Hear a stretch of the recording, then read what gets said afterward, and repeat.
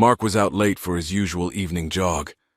He liked having the wooded trail all to himself this time of night, but tonight, an eerie fog was rolling in, giving the woods an extra creepy feel.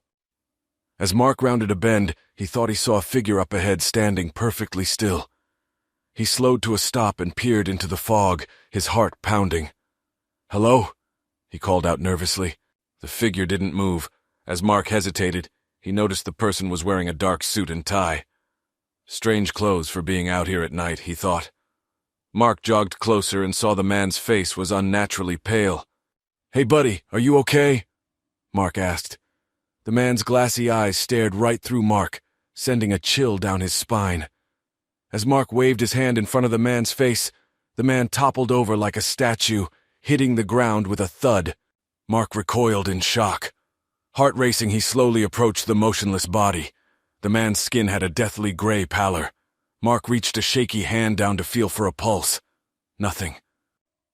Just then, Mark heard a rustling sound behind him. He spun around and found himself face to face with another pale figure in a suit emerging from the trees. Mark froze. The cadaverous man lurched toward him, arms outstretched. Snapping out of his paralyzed state, Mark turned and fled down the trail. More shuffling footsteps approached from the trees ahead. To his horror, he saw at least a dozen ghoulish people in formal wear converging on the trail, blocking his escape. Trapped, Mark veered off the trail into the woods, crushing dead leaves and snapping branches as the creatures pursued him. He dared not look back. Their eerie, inhuman moans rang out from every direction. A root snagged Mark's foot and sent him sprawling to the forest floor. He scrambled to get up, but cold hands grasped his shoulders, dragging him back down. Mark thrashed and yelled, but the pale faces loomed over him, rotting fingers clutching at his clothes. Mark squeezed his eyes shut, bracing for the end. But instead of teeth, he felt a plastic arm wrap around his neck. Mark's eyes shot open. Gone were the cadavers. It was just a normal man restraining him. "Got him, partner!" the man shouted.